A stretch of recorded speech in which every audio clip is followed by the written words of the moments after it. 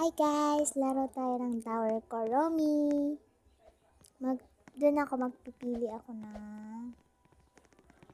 Ay, ano na tayo. Yan. Wala, nahulog ako.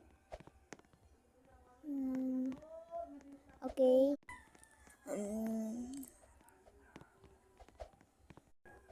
Let's go tower na guys. Ala.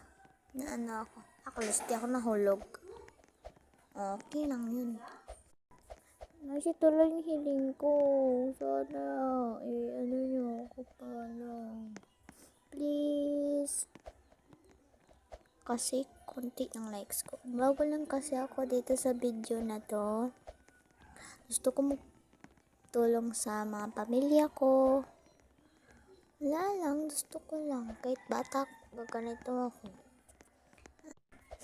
Ako nga pala si Rachel Tibuso. Taga Pinaungon ako, Dalon, Boracay. May kasama ko. Ayan no, sa likod ko. Saan? Nawala. Yan. Mag-ano tayo. Wait. Yan na, babe. Ganito talaga yung boses ko ha, hindi cute. Ikwento ko sa inyo kanina. Kanina may nag-chat sa akin pinsan ko. Na inawa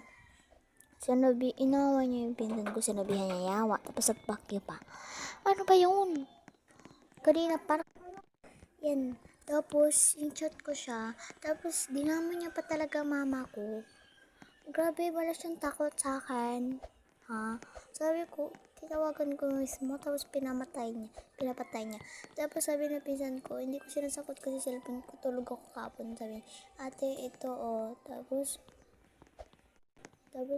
grabe siya magsalita. Tapos pag tinatawagan naman, pinapatay niya naman. Grabe, takot siya sa akin.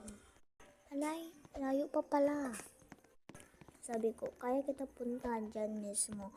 Marami kami mag-grupo. Tapos, sabi niya, puntahan mo nga. Tapos, sabi niya, pumunta daw siya sa Manix. Tapos, doon siya sa bahay niya. Sabi niya, Manix, Sir Manix, inaaway ako nito, oh. Tapos, di naman siya sa Manix. Pinakasinungaling niya, bahay niya lang naman yun. Bulok-bulok ang bahay niya. Tapos, sabi niya, nakita ko si Shelly. Pag sabi niya, may kasama pang Saet, ginagaya niya si Shelly. Grabe. Ayun lang guys. Bye! Thank you for watching!